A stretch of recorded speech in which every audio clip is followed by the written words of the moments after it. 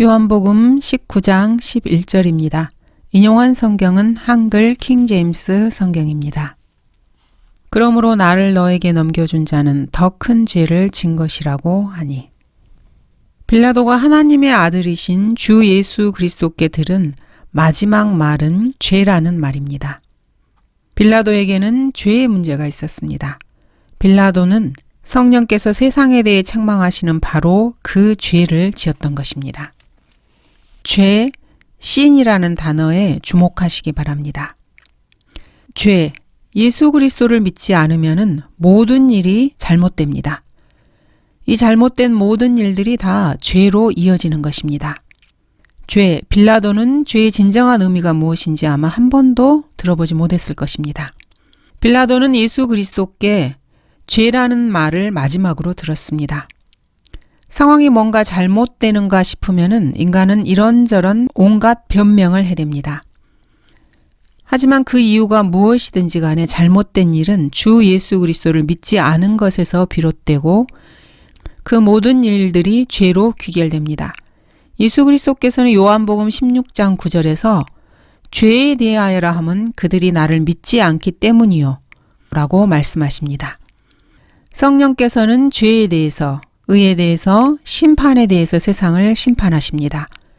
죄에 대해서 심판하시는 것은 여러분들이 예수 그리스도를 믿지 않았기 때문이라고 주님은 분명하게 말씀하십니다. 혹시 부모님 때문에 주 예수 그리스도를 믿지 않고 있습니까? 부모님의 마음을 배려하는 효자이기 때문에 부모님의 마음을 불편하게 해드리고 싶지 않아서 예수님을 영접하지 않을 수도 있습니다. 참으로 안타깝지만은 어쨌든 예수 그리스도를 자신의 구주로 영접하지 못한다면은 이유가 무엇이든지 간에 예수님을 믿지 않는 것은 곧 죄입니다. 자신이 죄인이라는 사실을 시인하기가 싫어서 주 예수 그리스도를 믿지 않는 것입니까? 좋습니다. 그것은 바로 그 사람의 교만 때문입니다. 그게 바로 죄입니다. 여러분이 주 예수 그리스도를 믿고 예수님을 구주로 영접하게 되면은 자신이 먹고 사는데 큰 문제가 생길 수도 있습니다. 그래서 예수님을 영접하고 싶어도 영접하지 못한 상황일 수도 있습니다. 좋습니다. 그렇다 해도 그 역시 죄입니다. 여러분이 아무리 그럴듯한 변명을 해대고 이유를 대도 하나님을 믿지 않는 이유, 주 예수 그리스도를 하나님으로 인정하지 않은 그 이유를 정당화해보려 해도 그 이유가 아무리 여러분 보기에는 정당하고 불가피하고 여러분의 힘으로 어쩔 수 없고 아무리 아름다워 보이고 인간적이고 눈물겹도록 안타까운 이유라 해도 여러분이 예수 그리스도를 영접하지 않은 것은 그것이 곧 죄입니다. 그래서 구원받지 못한 사람들은 누구나 할 것 없이 죄를 짓고 있는 것입니다. 죄에 묶여 있고 죄의 노예입니다. 유대인들 특히 대제사장들이 예수 그리스도를 빌라도에 넘겨준 것은 그들이 하나님의 아들이신 예수님께 감히 해서는 안 될 짓을 했기 때문에 그들이 더 큰 죄를 지은 것이 아닙니다. 그 사람들은 예수 그리스도를 믿지 않았기 때문에 죄를 지은 것이고 믿지 않은 것으로 끝나지 않고 예수 그리스도를 빌라도에게 넘겨주었기 때문에 더 큰 죄를 지은 것입니다. 주님께서 그렇게 말씀하셨습니다. 12절 이때부터 빌라도는 주를 놓아주려고 했으나 유대인들이 소리질러 말하기를 당신이 이 사람을 놓아주면 당신은 카이사의 친구가 아니니이다. 자신을 왕이라고 하는 자는 누구나 카이사를 대적하여 말하는 것이니이다 라고 하니라. 예수 그리스도께서는 빌라도에게 빌라도의 권세가 위로부터 오는 권세라고 말씀하셨습니다. 이 말을 듣고 빌라도는 마음이 흔들립니다. 빌라도 역시 모든 권세가 하나님께로부터 온다는 것을 자신의 마음속 저 깊은 곳에서는 알고 있었습니다. 느끼고 있었습니다. 그래서 빌라도는 예수님을 놓아주려고 자기 나름대로 애를 써봅니다. 빌라도의 양심은 나는 이 사람에게서 아무런 잘못도 찾지 못하였노라 라고 말하고 있었습니다. 이제는 자신의 권세가 하나님께로부터 온 것을 알았기 때문에 양심대로 처리하려고 애를 쓰고 있습니다. 베드로의 말에 따르면 빌라도는 예수님을 놓아주려고 결심했다고 합니다. 사도행전 3장입니다. 베드로는 이렇게 말합니다. 너희가 그를 넘겨주었고 빌라도가 놓아주기로 결심하였는데 너희가 빌라도의 면전에서 그를 부인하였으니 빌라도는 예수님을 놓아주기로 결심까지 했습니다. 이렇게 빌라도는 도덕적인 딜레마에 빠졌던 것입니다. 그리스도를 놓아주기를 원하기도 했고 한편으로는 그리스도를 정죄하고 죽여서 백성을 기쁘게 해주고 싶은 마음도 있었습니다. 미국 정신과 의사협회의 회장인 칼 매닝거의 인간 스스로를 반대한다라는 책에서 보면은 이런 상태가 잘 묘사되어 있습니다. 매닝거의 이론에 따르면은 자살이라고 하는 것은 한 인간이 자신의 생각에 있는 어떤 일에 대해서 스스로 분열을 일으키고 그 문제에 대해서 유일한 해결 방법이 한 사람이 다른 한 사람을 죽이는 것일 때 이 자살이 일어난다는 것입니다. 문제는 이렇게 두 개로 나누어진 이 두 사람이 동일인이라는 데 있습니다. 흥미로운 사실은 폰티오 빌라도가 흑해 주변에서 자살한 것으로 전해진다는 전통에 따른 이야기가 있습니다. 매닝거는 만일 이것이 사실이라면 빌라도야말로 자신의 이론을 증명하는 전형적인 예라고 설명을 했습니다. 빌라도는 예수님을 놓아주려고 애를 썼지만은 유대인들의 저항이 만만치 않았습니다. 유대인들은 빌라도에게 압력을 가했습니다. 빌라도를 꼼짝 못하게 한 것입니다. 당신이 이 사람을 놓아주면 당신은 카이사의 친구가 아니니이다 라고 유대인들은 말했습니다. 이 말은 빌라도의 목을 죄기에 충분한 힘을 가지고 있었고 이것은 사실 엄청난 정치적 협박이었습니다. 이스라엘을 통치하고 있는 이 땅의 왕은 엄연히 로마의 카이사입니다. 빌라도는 카이사의 통치권을 위임받아서 파견된 총독일 뿐입니다. 따라서 빌라도는 카이사의 왕권에 도전하는 그 어떠한 세력도 분쇄해야 할 책임을 지고 있는 사람입니다. 그런데 그리스도라 하는 예수가 자신이 왕이라고 주장하면서 민중을 현혹한다는 것입니다. 지금까지 빌라도는 예수 그리스도의 이 혐의에 대해서 전혀 정치적 위협 요소로 생각하지 않았습니다. 빌라도는 이 사건을 유대인들 간의 종교적인 분쟁으로 간주했고 가급적 자기 자신은 거기에 끼어들지 않으려고 애를 썼습니다. 그런데 고소자들은 이 예수님의 사건을 엄청나게 큰 정치 범죄로 처리해 줄 것을 강력하게 요구하면서 빌라도를 압박하고 물고 늘어지고 있습니다. 이러한 상황에서 빌라도가 예수 그리스도를 무죄로 선고하고 내보내준다면은 이것은 카이사에 대한 심각한 직무유기고 중대한 반역 행위가 됩니다. 이 정도가 되면은 빌라도 역시 양심이고 뭐고 따질 문제가 아닙니다. 잘못하다가는 자기 목이 날아갈 위험에 처하게 됩니다. 자신의 목이 걸리고 처자식의 목숨이 걸려 있는 일입니다. 자신의 배가 걸린 문제라면은 권력자뿐 아니라 인간은 모두가 다 이렇게 형편없이 무력해지기 마련입니다. 양심이고 뭐고 정이고 이러한 것들은 모두가 다 휴지 조각이 되어지는 것입니다. 진실, 사회정의, 윤리, 도덕 이러한 것들은 사실 먹고 사는 문제 앞에서는 그 모두가 다 사치품이 되어버립니다. 인간의 본연의 모습이 이렇습니다. 13절 그때 빌라도가 이 말을 듣고 예수를 끌고 나와서 히브리어로 갓바다, 즉 돌로 포장된 길이라고 하는 곳에 있는 재판석에 앉더라. 그래서 결국 빌라도는 카이사의 왕권을 수호하는 자신의 본연의 임무에 충실하게 됩니다. 그리고 사실 이러한 자리가 하나님께서 빌라도에게 마련해 주신 본연의 자리였습니다. 그는 어떻게 해서든지 예수 그리스도를 십자가에 처형하는 역을 맡게 된 것입니다. 그래서 그 자리에 있는 것입니다. 그래서 빌라도가 가지고 있는 권세는 그러한 역할을 감당하도록 위 하늘에서 내려온 권세였습니다. 빌라도가 양심에 따라 예수 그리스도를 놓아주는 것은 사실 하나님의 계획에는 없는 일이었습니다. 14절 그날은 6월절 예비일이고 제6시쯤이더라.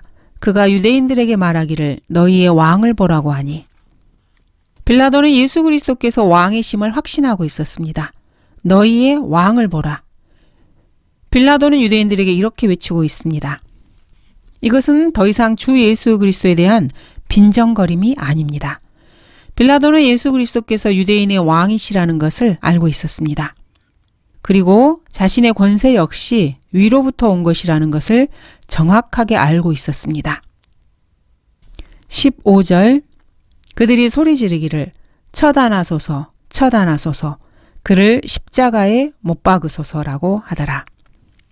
빌라도가 그들에게 말하기를 너희의 왕을 내가 십자가에 못 박으려고 하니 선임 제사장들이 대답하기를 카이사 외에는 우리에게 왕이 없나이다 라고 하더라.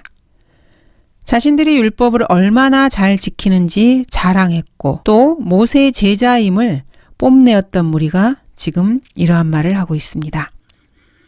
모세의 제자라고 자신들을 여겼던 자들이 소리를 높여서 외칩니다. 카이사 외에는 우리에게 왕이 없나이다. 사실 이 말씀은 신명기 17장 15절을 정면으로 위반한 말입니다. 이러한 말로 인해서 지난 2000년 동안 이스라엘의 민족 말살 정책이 전 세계적으로 펼쳐진 것입니다. 사실 이 말은 살인 명령이나 마찬가지입니다. 빌라도는 이제 유대인들에게 엄청 큰 한 방을 날립니다. 너희의 왕을 내가 십자가에 처형하랴. 빌라도는 예수님을 조롱하고 있는 것이 아닙니다. 예수님의 처단을 요구하고 있는 유대인들을 조롱하고 있습니다. 그는 예수 그리스도께서 유대인들의 왕이시라는 것을 정확하게 확신하고 있었습니다. 그런데 유대인들은 그것도 모르고 이방인 권력자인 빌라도 자신에게 자신들의 왕의 처단을 요구하고 있습니다. 이러한 상황에서 빌라도는 유대인들을 향해서 이런 형편없는 멍청이들을 보았나 하고 비웃고 있는 것입니다. 얼마나 어리석었으면은 유대인의 지도자들이라고 하는 사람들, 대제사장들 역시 카이사 외에는 우리에게 왕이 없나이다 라고 말할 수 있었겠습니까? 대제사장은 이스라엘 백성의 통치자들입니다. 이스라엘은 하나님께서 세우신 신정국가로 대제사장들은 하나님께서 이 땅에 세우신 천국 통치를 위임받은 사람들이었습니다. 하나님께서 이스라엘을 이집트에서 데리고 나오셨을 때 이 사람들을 대제사장들의 왕국으로 삼으신 것입니다. 너희는 나에게 제사장들의 왕국이 되며 거룩한 민족이 되리라. 출애굽기 19장 6절에서 말씀하셨습니다. 대제사장들은 왕국을 대표하고 유대인들은 신정국가 이스라엘을 대표합니다. 이러한 위치에 있는 대제사장들이 지금 로마의 왕 카이사 외에는 우리에게 왕이 없다. 이렇게 결정하고 선언하고 또 백성은 그것을 받아들이고 있는 상황입니다. 유대인들은 자신들의 왕을 버렸습니다. 그리고 로마의 왕을 자신들의 왕이라고 공식적으로 선언하고 있습니다. 인간이 내릴 수 있는 가장 비극적이고 가장 정신 나간 결정입니다. 각 개인이 하나님의 의를 거부하기로 결정하는 것, 이것이 참으로 비극적인 결정입니다. 성경 말씀에 따르면 그렇습니다. 로마서 10장에서 이러한 사실들이 정확하게 잘 나와 있습니다. 바울은 이렇게 말하고 있습니다. 형제들아, 내 마음의 소원과 이스라엘을 위해 하나님께 드리는 기도는 그들이 구원받게 되는 것이라. 바울은 진실로 이스라엘의 구원을 원했습니다. 내가 그들에 대해 증거하노니 그들에게는 하나님에 대한 열성은 있으나 지식을 따라 된 것은 아니니라. 이스라엘 백성은 사실 하나님에 대한 열성은 대단했습니다. 하지만 그것은 기록된 하나님의 말씀에 근거한 지식을 따라 된 것이 아니고 자신들의 인간적인 또는 그들의 전통을 따른 육신에 근거하고 있었습니다. 이는 그들이 하나님의 의를 모르고 자기들의 의를 세우려 함으로써 그들 스스로 하나님에 의해 복종하지 아니하였음이니라. 유대인들은 스스로를 의롭게 여겼고 하나님의 의를 내버렸습니다. 그리스도께서는 믿는 모든 사람에게 의가 되시고자 율법의 끝이 되셨느니라. 하나님께서는 예수 그리스도를 통해서 믿는 모든 사람들에게 의를 주시고자 했고 인간이 율법을 이룰 수 없다는 것을 아시고 본인이 율법의 끝이 되시고 사람들에게 자신의 의를 주시고자 하셨습니다. 하지만 유대인들은 이러한 하나님의 의를 거부하고 대신에 율법으로 자신들이 하나님께 도달할 수 있다고 당당하게 자신들의 의를 내세운 것입니다. 모세도 율법에서 난 의에 대해 기록하기를 그것들을 행하는 사람은 그것들로 인하여 살리라고 하였느니라. 모세의 율법을 행하는 사람은 살 수 있습니다. 문제는 그 모든 것들을 다 하나도 범하지 않고 완벽하게 행할 수 있는 사람이 이 지구상엔 단 한 명도 없다는 것입니다. 주 예수 그리스도를 제외하고는 말입니다. 그러나 믿음에서 나는 이같이 말하기를 내 마음에 누가 하늘에 올라갈 것인가 하지 말라였으니 그것은 그리스도를 위로부터 모셔 내리려는 것이요. 또한 누가 깊은 곳으로 내려갈 것인가 하지 말라였으니 그것은 그리스도를 죽은 자들로부터 다시 모셔 올리려는 것이라. 주 예수 그리스도께서 하늘에 계셨던 분이 이 땅으로 내려오셔서 십자가에서 모진 고난을 당하시고 자신의 몸에 있는 모든 하나님의 피를 쏟아내시고 심지어 지옥의 깊은 곳까지 가서 인간의 모든 죄들을 거기에 버려두신 분이며 다시 부활하셨다는 것을 믿지 않는다면 그 누구도 하나님의 의를 가질 수 없습니다. 그리고 하나님의 의가 없는 사람들은 하늘나라에 결코 들어갈 수 없는 것입니다. 하지만 유대인들은 이것을 이해하지 못했고 자신들의 의로 율법을 지키는 행위로 하늘나라에 가고자 한 것입니다. 그러나 그것이 무엇을 말하느냐? 말씀이 내게 가까워 내 입에 있으며 내 마음에 있노라 하였으니 곧 우리가 전파하는 믿음의 말씀이라. 바울을 통해서 전해진 은혜의 복음의 말씀을 통해서 사람들은 하나님의 말씀을 통해 하늘나라에 갈 수 있는 것입니다. 내가 내 입으로 주 예수를 시인하고 또 하나님께서 그를 죽은 자들로부터 살리신 것을 내 마음에 믿으면 구원을 받으리라. 주 예수 그리스도를 시인한다는 것은 주 예수 그리스도께서 육신으로 오신 하나님임을 인정하는 것입니다. 그리고 하나님께서 예수님을 죽은 자들로부터 살리셨다는 것은 그분이 바로 하나님 자신이라는 말입니다. 이것을 누구나 자기의 마음에 믿으면 구원을 받을 수 있습니다. 이는 사람이 마음으로 믿어 의에 이르고 입으로 고백하여 구원에 이르기 때문이라. 성경은 너무나 명확합니다. 이러한 사실들을 자신의 마음으로 믿으면 의에 이르게 됩니다. 아담 이후로 그 누구도 이르지 못했던 이 의, 하나님의 의에 믿음으로 이르게 되는 것입니다. 그리고 자신이 마음으로 믿은 것이라면 얼마든지 입으로 고백할 수 있습니다. 성경이 말씀하시기를 그를 믿는 자는 누구나 부끄러움을 당하지 아니하리라고 하였느니라. 주 예수 그리스도의 의를 신뢰하는 사람들은 지옥의 수치와 모욕을, 부끄러움을 결코 당하지 않을 것입니다. 유대인과 헬라인 사이에 차별이 없으니 이는 만민에게 동일한 주께서 그를 부르는 모든 사람에게 부여하심이라. 이 교회 시대에는 유대인이나 헬라인이나 구원을 받는 데 있어서는 전혀 차별이 없습니다. 자신의 마음을 통해서 믿음을 행사하면 그뿐입니다. 주의 이름을 부르는 자는 누구나 구원을 받으리라. 이것이 바로 예수 그리스도께서 십자가에서 죽으시고 부활하신 이후에 이 땅에 살아가고 있는 모든 사람들이 구원을 받을 수 있는 유일한 방법입니다. 그리고 성경은 이것을 너무나 정확하게 기록해 놓고 계신 것입니다. 인류 역사상 이 지구상에서 인간이 내렸던 그 모든 결정 가운데서 가장 비참하고 비극적이며 어리석은 결정이 무엇이겠습니까? 그것은 바로 유대인과 그 통치자들인 대제사장들이 바로 여기 요한복음 19장 15절에서 내린 그 결정이었습니다. 처단하소서, 처단하소서, 그를 십자가에 못 박으소서. 카이사 외에는 우리에게 왕이 없나이다. 유대인들이 공식적으로 내린 결정입니다.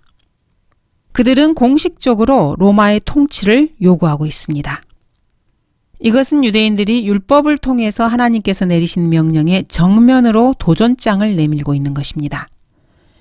내가 주 너의 하나님께서 내게 주시는 땅에 들어가서 그 땅을 차지하고 그곳에 거하며 말하기를 나도 내 주위에 있는 모든 민족같이 내 위에 왕을 세우리라 하거든.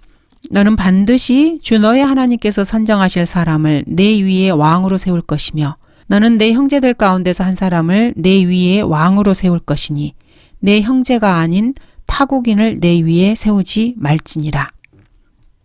이것은 신명기 17장에 기록된 율법입니다. 오래전에 하나님께서 이미 예언을 해 놓으셨습니다. 그리고 명령해 놓으셨습니다. 그런데 유대인들은 이제 모든 민족들처럼 우리에게 왕을 세워 우리를 다스리게 하소서라고 사무엘상 8장에서 요구합니다. 이에 대해서 하나님께서는 이들의 요구를 들어주시고 그들의 선택에 따라서 사울을 왕으로 주십니다. 그런데 이번에 그들은 이 변화를 또 한 번 요구하면서 로마의 카이사를 원한다고 공식적으로 자신들의 결정을 내비치고 있습니다. 이에 대해서 주님께서는 어떻게 대응하셨습니까? 이번에도 주님께서는 이들의 요구를 들어주십니다. 로마의 왕이 너희의 왕이라고? 좋아. 그렇다면 이제부터 내가 재림할 때까지 어디 한번 로마의 지배를 받아봐.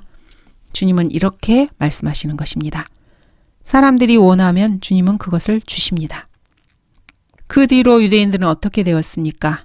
유대인들은 중세 암흑 시대를 넘기고 나서 로마 카톨릭에 의해서 투옥되고 고문당하고 화형당하기를 지속했습니다. 그리고 20세기에 들어와서 1945년까지 로마 카톨릭의 비호를 받던 독일 나치에 의해서 600만 명 이상의 유대인들이 학살당합니다.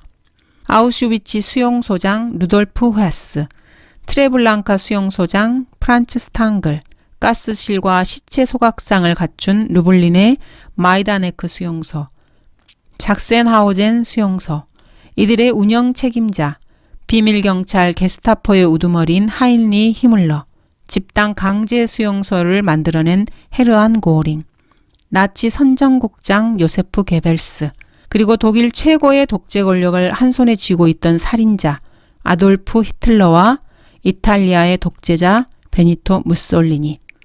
이들은 모두가 다 로마 카톨릭 신자들이었습니다. 이들은 로마 카톨릭 교황 피오 12세와 화친 조약을 맺고 바티칸 당국과 굳게 손을 잡고 있던 사람들이었습니다. 이 지구상에 나타난 무섭고 잔악한 독재자들 거의 대부분은 로마 카톨릭 신자들이었습니다. 이것은 이미 다 알려진 사실입니다.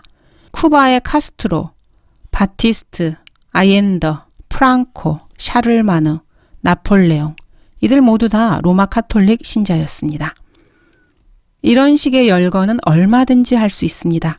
심지어 레닌, 스탈린도 카톨릭 분파인 힐압 종교 신자들이었습니다. 빌라도가 자기로서는 아무것도 설득할 수 없고 오히려 소요가 일어난 것을 보고 물을 가져다가 무리 앞에서 손을 씻으며 말하기를, 나는 이 의로운 사람의 피에 대하여 무죄하니 너희가 맡으라고 하자 모든 백성이 대답하여 말하기를, 그의 피를 우리와 우리 자손에게 돌리라고 하더라. 이렇게 무서운 말을 어떻게 이렇게 쉽게 하는 것일까요? 그의 피를 우리와 우리 자손에게 돌리라. 이것은 이스라엘의 일부 사람들이 한 말이 아닙니다. 성경 기록에 따르면은 모든 백성이 한 말이었습니다. 그리고 하나님께서는 이들의 요구를 그대로 들어주십니다. 이스라엘의 모든 백성이 그의 피를 우리와 우리 자손에게 돌리라고 동의한 것입니다. 또 제사장들은 카이사 외에는 우리에게 왕이 없나이다 라고 선언합니다. 이것은 참으로 중요한 의미를 담고 있습니다. 그리고 이것에 따라서 아주 끔찍한 결과가 일어납니다.